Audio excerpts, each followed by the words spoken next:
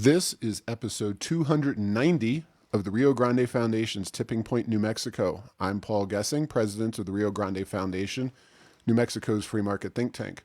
You can find out more about the foundation at riograndefoundation.org. I am very pleased to be joined this week by Corey DeAngelis. He is an education policy expert with every free market organization known to man, but most recently the Alliance for Choice, but also Cato and Reason and any others I'm missing. Yeah, my latest is the American Federation for Children. I'm the National Director of Research starting today. Got it. Excellent. So congratulations on those myriad roles. And you are a returning guest to the Tipping Point, New Mexico podcast. We actually talked to you earlier on in the pandemic about some of the ways in which education is changing, possibly permanently in many situations, and kind of the changing field of the fight for educational freedom. So why don't you start us off, give us your kind of elevator pitch for how you'd like to see more freedom in education in general, especially at the state level. I'm presuming that's where you want this to happen. Yeah, well, the way that I put it is that we should fund students instead of systems. A lot of people call this school choice, but a better way to describe it is actually what's happening with these policies where the money follows the child to wherever they're getting an education. That could be the public school if that works good for them and if they're assigned to a school that's working for them. But if not, they should be able to take a large portion of their education funding to another provider of the service, a private school, a micro school, a pandemic pod, and they should be able to use the funding for home-based education as well. And what's really interesting is this has been pushed to the forefront of the national conversation over the past year because of what's happened with all the nonsense in the public school sector over the past year. The way that I've put it is that COVID didn't break the public school system. In a lot of ways, it was already broken. And that COVID-19 and what's happened over the past year has simply shined a light on the main problem with K-12 public education in the United States, which happens to be a massive, long-existing power imbalance between the public school monopoly and millions of individual families and their students. It's one thing for a government-run institution to continue getting your children's education dollars regardless of how well they do and regardless of whether you're satisfied with the product and regardless of whether they're providing an adequate education from year to year. But it's another conversation altogether for those same government-run institutions to get your children's education dollars regardless of whether they even open their doors for business. And we've seen this all over the past year with teachers unions kicking the can down the road every step of the way to prevent having to return to work for in-person instruction. And families are looking at this situation all over the country and they're saying, well, if my grocery store doesn't reopen, I could take my money elsewhere. If Walmart didn't reopen, I could take my money to Whole Foods or Trader Joe's and it wouldn't be such a big deal. And similarly, if my school doesn't reopen, I should similarly be able to take my children's education dollars elsewhere. After all, education funding is supposed to be meant for educating children. It's not supposed to be meant for propping up and protecting a government-run institution. So yes, the way that I've put it, my elevator pitch is we should fund students, not institutions. We should fund students, not systems, just like we do with so many other taxpayer-funded initiatives. Even when we're looking at education, for example, with higher education, Pell Grants and the GI Bill, the funding goes to individual students, and students can take that money to the community college or the public provider if they'd like, but they could also take it to a private university, a religious or non-religious university of their choosing. Same thing with pre-K, including the federal Head Start program. The funding doesn't go to a residentially assigned government-run institution for pre-K services. No, instead, the funding rightly goes to individual families, and they can take that money again to the public provider if they like, but they could also take it to a private, religious or non-religious pre-K provider of their choosing. All I'm saying is we should apply the same logic to K-12 education. And what's interesting to me is that a lot of the same people who support funding students directly when it comes to higher education and pre-K, they get all up in arms only when it comes to the in-between years of K-12 education. I think the main difference there is one of power dynamics. That choice is the norm when it comes to higher education and pre-K and just about any other good or service in the United States, but Choice threatens an entrenched special interest that profits from getting your children's education dollars, regardless of how well they do. And as we've seen over the past year, regardless of whether they even open their doors for business. So they fight really, really hard against any change to the status quo. So again, we should fund students, not systems. Excellent. Well, that's one heck of an elevator speech. I hope it's a long ride to the top, but very well done. I think you explained the issues. Now, the whole COVID situation has been an incredibly political event, and obviously it's been going on for over a year now. We've seen what I would call some fantastic reforms, and we've talked offline. We'll talk a little bit here about West Virginia. You mentioned Kentucky. Has the reaction to COVID in terms of education policy really been exclusively political? Are there any blue states that are moving the ball in the right direction? You've seen, LA, Chicago, New York kind of really doing bad things. So you've got those blue areas, and then you've got Kentucky now. Looks like they're going in the right direction. West Virginia.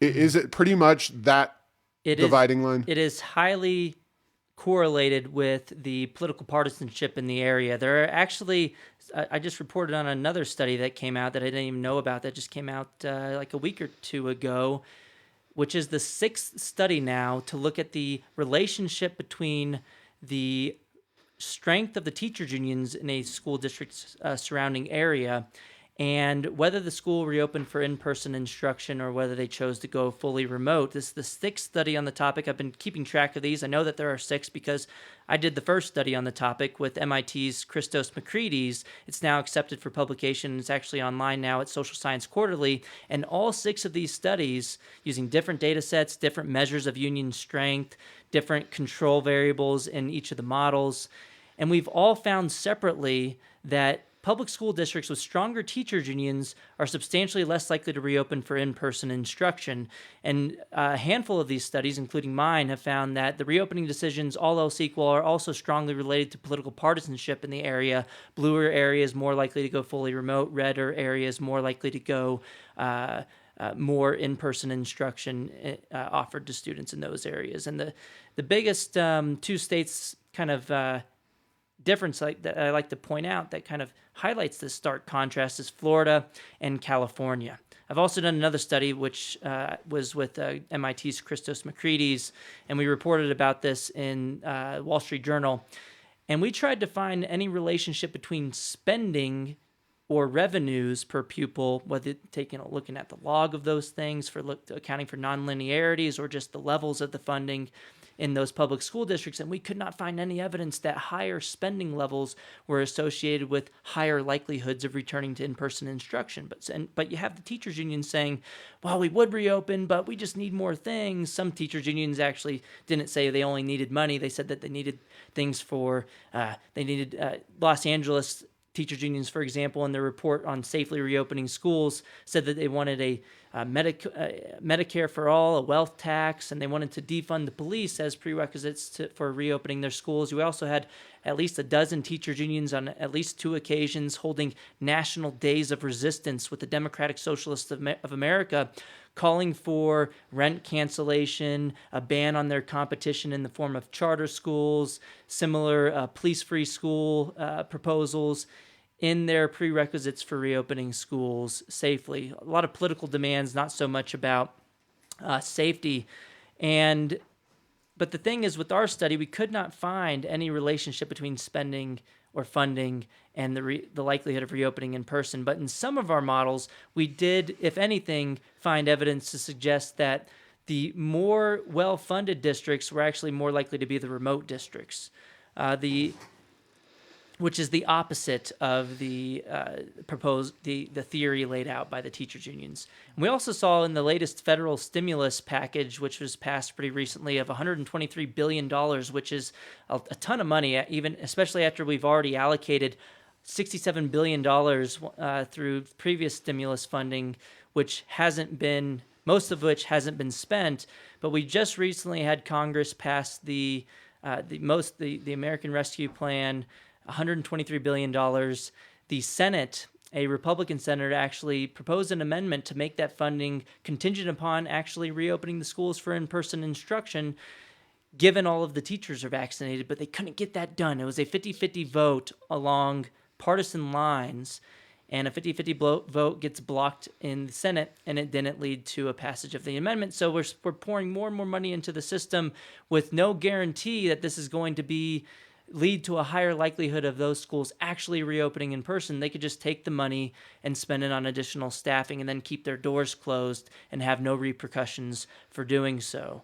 And the Congressional Budget Office recently estimated that with those funds, only about 5% would be estimated to be spent in 2021, with up to 95% being paid out through 2028. But the question is, well, if the funding is supposed to be meant for reopening the schools now, why would up to 95% of that funding be paid out through 2028 if it's about opening the schools now? A lot of other things just didn't add up. I mean, there's a lot of evidence to suggest that this was about political partisanship and power more so than it has been about safety, but a lot of things just didn't pass the sniff test. It just didn't add up.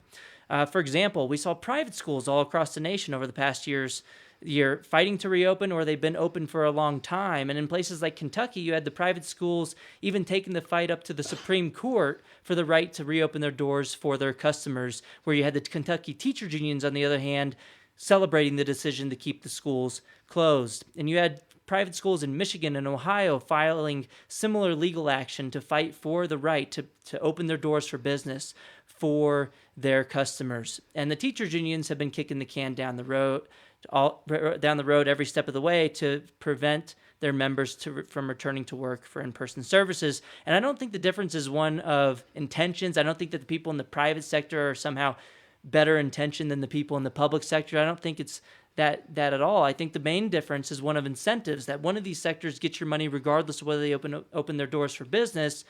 And so the main problem here is that there isn't a feedback mechanism through bottom-up accountability. Private schools know that their customers can take their money elsewhere. The public school monopoly does not have that same set of incentives. And the only way that we're going to fix that messed up set of incentives that's baked into the public school system is to fund students directly to truly empower families instead of these government-run institutions. So we talked about, go. A couple other things that just didn't add up. We had the teachers union bosses, for example, in Chicago, which you mentioned earlier, railing against reopening schools for in-person instruction, but then tweeting about how their members couldn't return to work in person while being poolside in Puerto Rico. And which begs the question, if it's safe enough to travel to Puerto Rico to vacation in person, well, then why isn't it safe enough to return to work in person? I think the obvious answer to that question is that, well, it's fun to go travel and vacation in Puerto Rico poolside. It's not so fun to return to work in person. And again, it's not because the people in the system have bad intentions or motivations. It's just that's the set of incentives that's baked into the public school system. And if you want to do that, fine, but let people take their children's education dollars elsewhere. And the only way that we're going to do that is to fund students directly through things like education savings accounts. And look, the private schools have been able to do it. Another thing was a Berkeley teachers union president in California was railing against reopening schools in person while sending his own kid to in-person private preschool. So again, if it's safe enough for you to send your own kid to in-person learning, why is it not safe enough to have your members return to work in person? And I think the answer to all of these questions is that it's probably because the whole school reopening debate has always been more about politics and power dynamics than it has really been about safety and the needs of families and their children. And I think the silver lining here is that the teachers unions have essentially overplayed their hand. And the reason I say that is because there's been a groundswell of support this year and tons of momentum of support among families to fund students as opposed to institutions. In fact, the latest Real Clear Opinion research polling on this nationwide has found that in just a couple of months, between April and August of 2020, the support for funding students directly jumped by 10 percentage points, from 67% to 77% in just a few months among families who had their kids previously in public schools, which is a segment of the population which is historically less likely to support funding students directly. Now 77% support. And Morning Consult also did similar polling, finding huge jumps in support for funding students directly through education savings accounts, tax credit scholarship programs, voucher programs and charter schools support surged between 2019 and 2020. And again, I think it's because, in a way, the teachers unions, for all the bad that they've done over the past year, have done more to advance school choice than anyone could have ever imagined. Yeah, and of course, where unions are strong, it's been tough to get those schools reopened. But where unions are not as strong, and that's not to say they don't exist. I mean, it was just a few years ago that West Virginia teachers kind of took strike action against the state legislature, et cetera. But West Virginia and Kentucky are two states where there's positive news in terms of education reform. Talk a little bit about those, but other states where we've seen significant reforms, any others to add to that list? Yeah, so one reason I say that there's a silver lining in this, a lot of the nonsense that's gone over the past year with the pandemic in the form of people changing their minds and how they view education funding, where they're starting to realize that there's no good reason to fund students there's no good reason to fund institutions, particularly closed institutions, when you can fund the students directly instead. That's one of the reasons why I say that this is a silver lining. But another reason is that there's actually been on-the-ground movement of support for actual bills to fund students as opposed to institutions. I've tracked these at the Educational Freedom Institute website, and now there's at least legislators in at least 30 states this year that have introduced bills to fund students as opposed to institutions.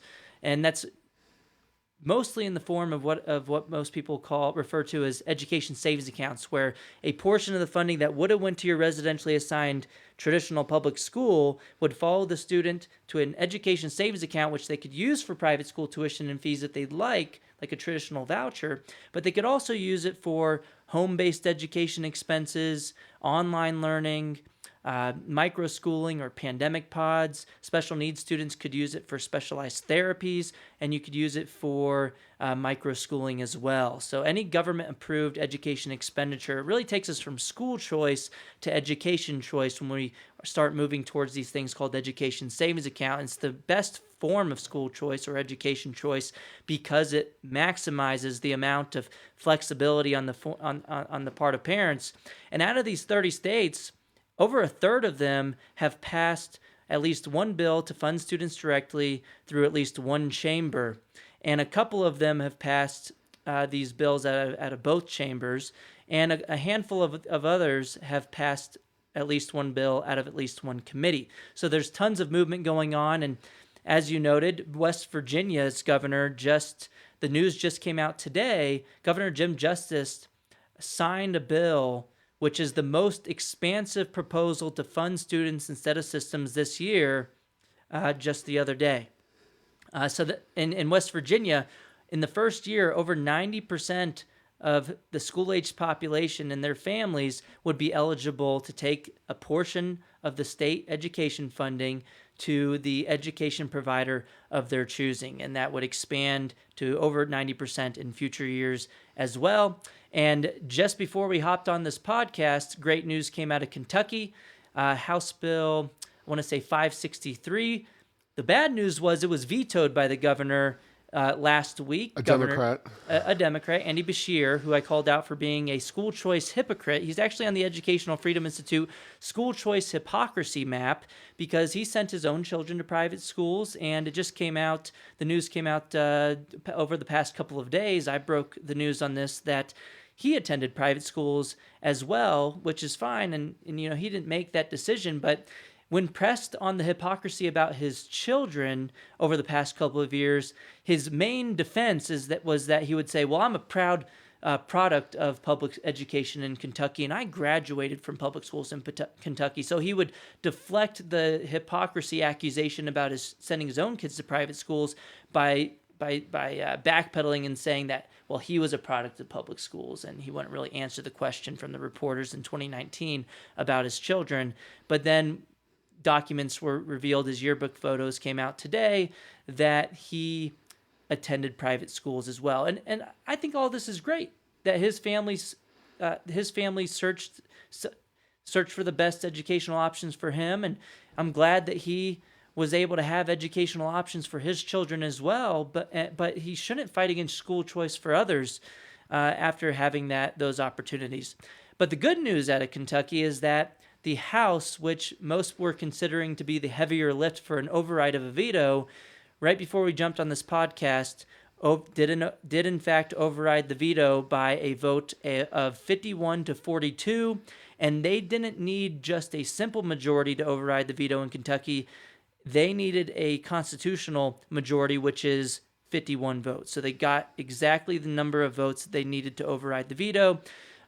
The Senate is expected to vote on the override of the veto either today or tomorrow. And as I said a second ago, that's expected to be the easier lift than the House vote. So there's a lot of this action going on in so many different states.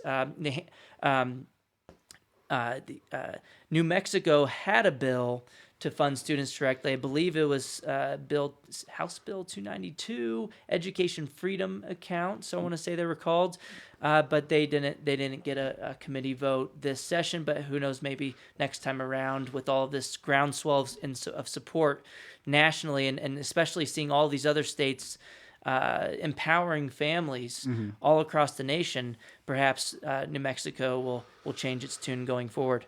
I certainly hope so, although the political winds have not shifted in the direction of electing more pro-school choice, more pro-education freedom, more people willing to stand up against those unions. But before we talk about those dynamics, let's real quickly talk about what exactly is a education savings account, because a lot of people have familiarized themselves with school vouchers. We've had tax credits on the agenda for some time.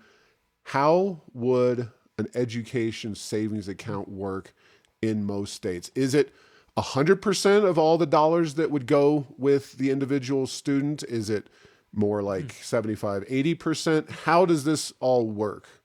Yeah, it depends on the proposal. There's a lot of different ways to do this. And real quick, just the basic mechanism of the ESA, which I talked a little bit about earlier, is kind of like the voucher, where a portion of the funding would follow the child to pay for private school tuition and fees. That's the traditional voucher program. But with education savings accounts, that funding could be used for home-based education in some places, micro schools, pandemic pods, any government-approved education expenditure in addition to private school tuition and fees. So it's not limited in the way that most voucher programs are limited. It's more expansive and allows for more customization on the part of families. And education savings accounts can be publicly or privately funded. It could be publicly funded in the way that the voucher comes out of the state education budget, but it could be privately funded as well through a tax credit mechanism where individuals or corporations or households donate to something called a scholarship granting organization, and they get a tax benefit for doing so. And then families can go to that scholarship granting organization, which has the private funds, which have not come into the tax collector's hands. So by definition, they are still private funds. And then those families can get approved for the eligible families could get those funds, which would then go to the education savings account to be used for private school tuition and fees or any other government approved education expenditure. So that's a little bit of different ways of how you could fund them. And the amount, it really depends on how the bill is written. In theory, you could do it for up to 100% of what was spent in the traditional public schools, but the reality is, on the ground, most of these bills are written in a way where it's a percentage of the state education budget, and in most states, the state education budget portion of the total funding of K-12 education is about half of what the K-12 public schools spend, because public schools in most states are funded through federal funding, state funding, and local funding, and on average nationally, it tends to be about 40 to 45% state, 40 to 45% local, and then the rest being federal education funding. So since it's usually tied to the state portion of that funding, it's typically about up to about half of what would have been spent in the traditional public school system. So in public schools in the U.S., we spend over $15,000 per child per year. So on average, a proposal you could expect to be about $7,000 or $8,000 per child per year. And again, it depends on the state. Those are just averages. And we ran the numbers for Albuquerque Public Schools. Their overall budget was $1.475 billion for 79,363 students. And I don't know how fast you are at math, Corey, but that adds up to about 18,595 per student for Albuquerque's public schools. So, theoretically, if you're using the 50% proportion, you're talking about just under 10 grand per student if you do an education savings account here in New Mexico. Now, ESAs are a pretty new concept. And we expect there'll be challenges in the courts in West Virginia, I'm sure Kentucky as well. Where are ESAs working most for most kids? Like where are the broadest based actual in-force ESA programs? Yeah, there are about 5 states that have education savings accounts programs that are actively working with families today. But the biggest ones I'd say are Arizona and Florida, which are also 2 of the states that are leading the way when it comes to educational freedom. They have voucher programs and education savings accounts programs and tax credit scholarship programs in these states as well.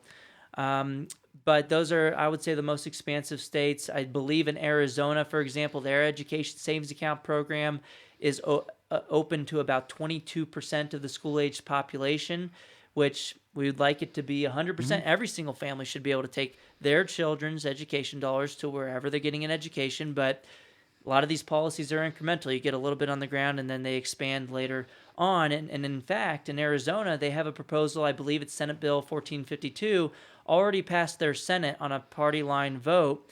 I believe it's in the House right now. It's already passed a committee vote, but it would expand their program to also include not just special needs students and other populations, but it would also now include students who qualify for free or reduced lunch, which would be a majority of the students in the state. So I believe it would be over a doubling of that program in Arizona.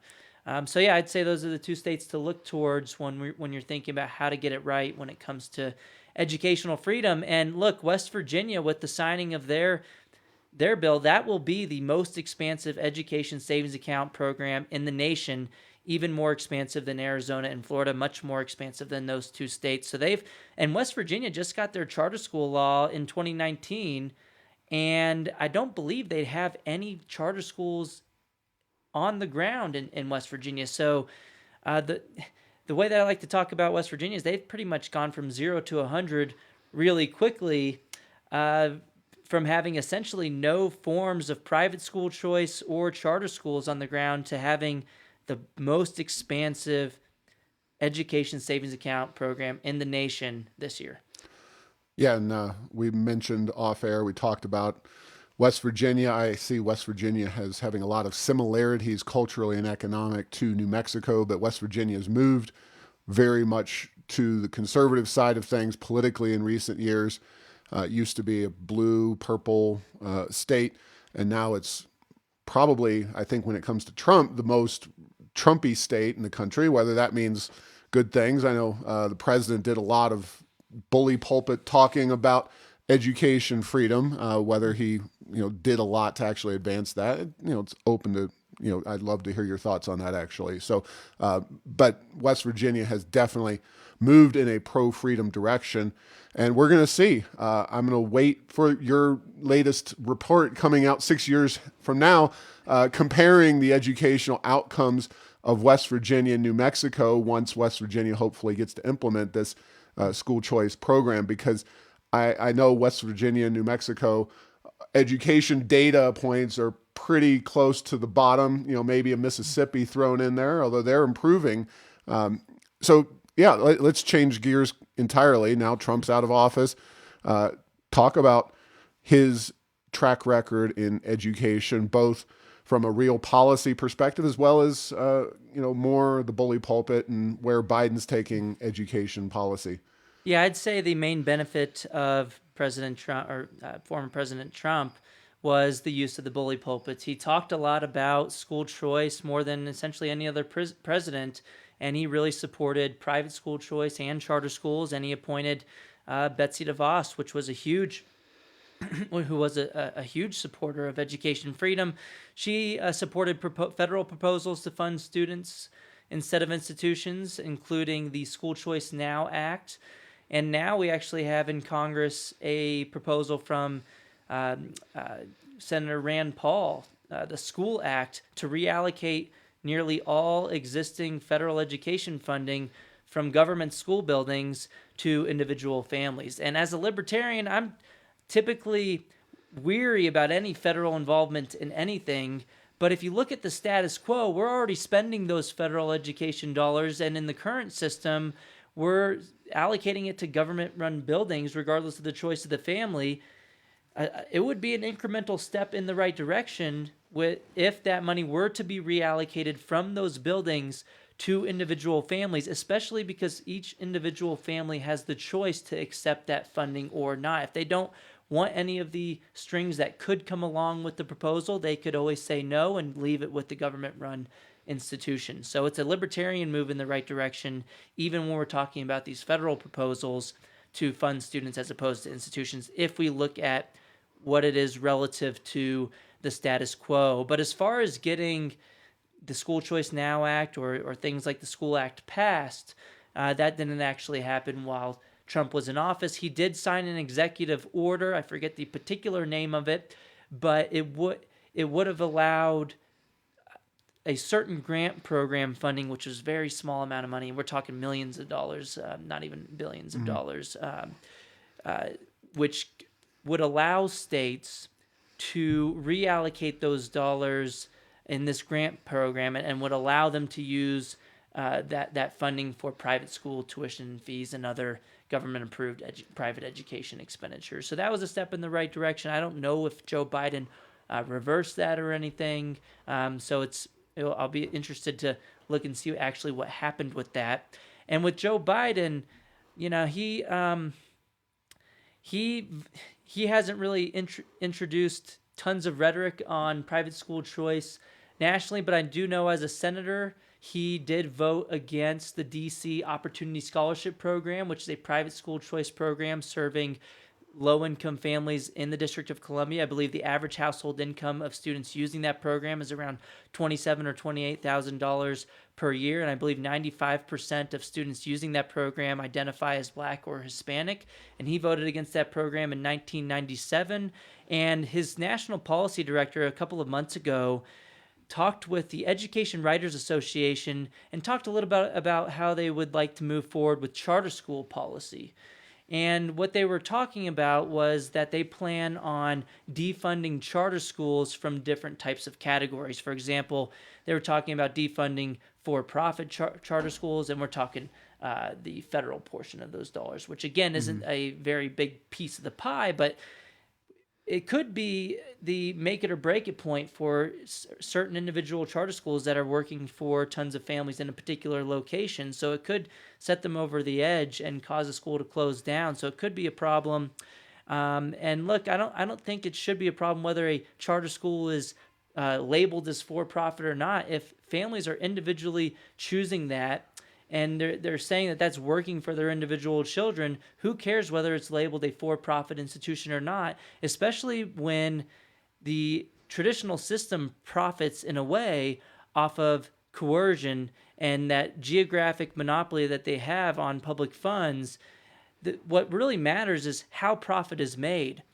If profit is made through voluntary transactions and families choosing a school that works best for them, the profit motive can be a good thing. What I don't like is when profits are made off of families through coercion and through geographic monopolies, through residential assignment in the traditional public school system. And in other categories of charter schools that they were talking about defunding were charter schools that didn't have democratically elected or teachers union elected school boards, and public charter schools that didn't have that didn't meet that weren't providing results. They said something along those lines. And then I'm glad the reporters pushed back against the national policy director for Joe Biden and said, well, what about the traditional schools, the district-run schools that aren't providing results? Oh, well, actually, those schools just need more resources. So it was pretty interesting. In the same conversation, they pointed out that they tried to argue that the failing charter schools needed to be defunded, whereas the failing traditional schools just needed more money. And it's extra ridiculous when you look at the fact that public charter schools, on average, tend to get a lot less funding per pupil than the traditional public schools. So if any of these sectors are under-resourced, it's more likely to be the public charter schools, not the government-run institutions. My latest study out of the University of Arkansas with Patrick Wolf and our co-authors found that across 18 different metropolitan areas in the United States, in the fiscal year 2018, the public charter schools in our sample received about only 2/3 of the funding as the traditional public schools on a per pupil basis. So if anything, the public charter schools are the ones that are under-resourced, not the traditional public schools. Now, in terms of federal education policy, you talk about libertarian views and whatnot, and what you're saying is that there's no constitutional job for the federal government in education. That's kind of taking that and putting it into focus. So, I mean, you can't necessarily, and I'm not saying you have, I'm just saying people can't necessarily blame Trump for not getting the moon and the stars in K-12 policy, because he has relatively little leverage with which to push the education system in the direction of greater freedom. But Biden seems, correct me if I'm wrong, he seems to me to be more union friendly than Obama. Obama was a mixed bag, I think, on K-12, but certainly Biden seems to be more under the teacher union point of view. Yeah, and I think Obama was okay with public charter schools, and Biden has taken a less friendly view to public charter schools, and based on his policy suggestions, seems to be a pretty anti-charter school view when it comes to federal funding of certain types of public charter schools. And there were actually discussions about Biden appointing either the former president of the largest teachers unions in the United States, the National Education Association, or the current president of the American Federation for Teachers, which is the second largest teachers union in the U.S., Randy Weingarten. That didn't actually play out. He actually appointed Miguel Cardona, which he hasn't said a lot about school choice, so there's still more to come on that and where he lays. But Cardona certainly, from what we know so far, is certainly not as hostile to charter schools as Randy Weingarten or Lily Eskelsen Garcia, former and current presidents of the national teachers unions. Now, you've talked a lot, especially in this episode, but in general, reformers talk about unions as being hostile, and they are. But correct me if I'm wrong, unions would be okay if we had money following the students. It's not a function of unions equal bad. It's the fact that unions fight against the accountability and mostly the money following the students. Am I right or wrong on that? Yeah, totally. I don't have a problem with unions. If a private sector union decides to strike, like for example, if Walmart employees decide to go on strike, I'd be okay with that because I could take my money elsewhere. That's the main problem. There's no feedback mechanism when it comes to the public sector teachers union monopoly. If we had school choice and the funding follow the children, they'd have bottom-up accountability and incentives to lobby for more policies that actually helped students as opposed to just the union bosses and the administrators in the system. So yeah, I think if we had school choice, I wouldn't have as much of an issue with teachers unions. The problem is that teachers unions in the United States, by and large, lobby to the government to block families from having educational options. So they use that power that they currently have to prevent school choice from happening, and that's the main issue right there. If we had that bottom-up accountability, I wouldn't have much of a problem. And look, teachers would be better off too if we had school choice. There are 5 studies that I've seen on this topic finding that when there's more school choice competition, either through charter schools or private schools in the area, public school teacher salaries actually tend to rise. And there's 5 studies on this. I wrote about this in the Washington Examiner and summarized them in a table in a piece called School Choice Benefits Teachers Too. And that's because they're in the current system, the government school monopoly, their employer, doesn't have any particularly strong incentives to spend the money wisely. And the best way to spend that money is to allocate the resources to the most important educational resource in the system, which happens to be the teachers in the classroom. But since they don't have that feedback mechanism right now, they get more and more money that we pour into the system. For example, between 1992 and 2014, Kennesaw State University's Professor Ben Scafferty reported on this in a study called Back to the Staffing Surge, and he found that per pupil education expenditures over that time increased in real terms after adjusting for inflation by 27%, but real teacher salaries after adjusting for inflation actually dropped by 2%. So we throw more and more money at the system, but it doesn't go to the teachers. And so when you hear the teachers complaining about having to dig into their pockets each year to pay for supplies, I do actually feel kind of bad for them, but the problem is the main issue here isn't their competition for their employers. The main problem is their employer being a monopoly, not having particularly strong incentives to spend the money in the classroom on the teachers.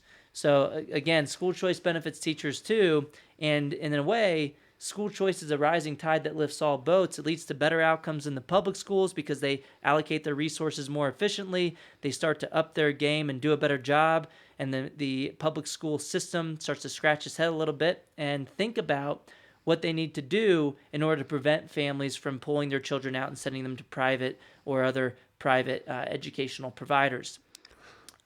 Last question. Yep. Sorry, I'm going to interrupt right there. Probably the hardest question for you. In a state like New Mexico, which is a blue state, in some ways getting bluer, but also we have a lot of poverty issues. We have high minority populations. We have low educational outcomes. We know choice and money following the students, et cetera, however you phrase it, is generally not only popular with low income and minority populations, but it benefits them disproportionately.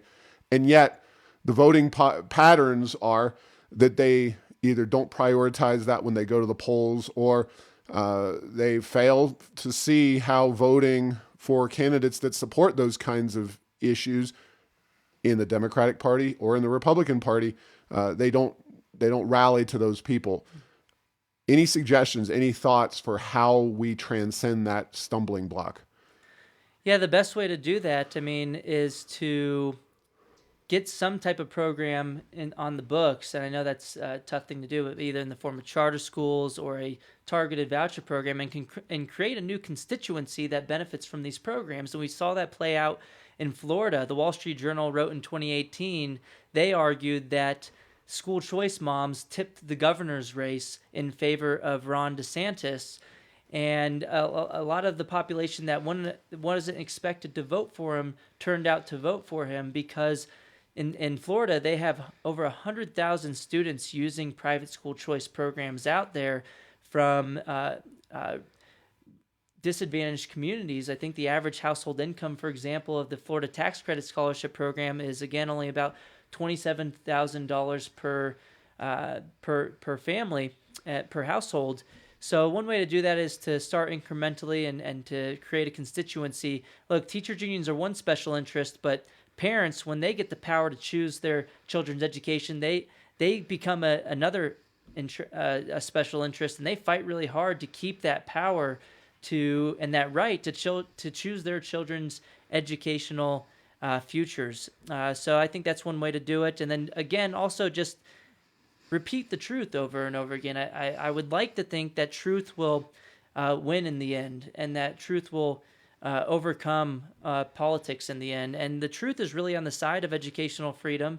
The empirical evidence is on the side of educational freedom. Morality is on the side of educational freedom. Logical consistency is on the side of educational freedom. The only problem is this entrenched special interest, which happens to be the teachers' unions, which donates disproportionately to one political party that fights really hard to keep the status quo, to get your children's education dollars, regardless of how well they do. And as we've seen over the past year, regardless of whether they open their doors for business, but hopefully families are waking up to all this nonsense and waking up to and realizing that the teachers union's talking points don't hold any water, and they fall apart under the slightest bit of scrutiny. And so hopefully people are waking up and will continue to push the conversation forward, and maybe that will lead to people in elected office doing the right thing. All right, Corey DeAngelis, if people are interested in finding out more about your work, reading your writings, or subscribing to your incredibly informative Twitter feed, please share that information. Yeah, it's follow me on Twitter. It's at DeAngelis Corey, just my last name and then my first name. And then if you want to look at my longer form writing, you could Google Corey DeAngelis American Federation for Children, Corey DeAngelis Reason Foundation, or Corey DeAngelis Cato Institute. Any of those organizations will share my longer form articles as well. All right. Thank you very much. And thanks for listening to this week's episode. Find all episodes at tippingpointnm.com or at the Rio Grande Foundation's YouTube channel. Subscribe to this show at Apple, Stitcher, or have your Google Home play Tipping Point New Mexico. Thanks to Path 3 Marketing for producing this show.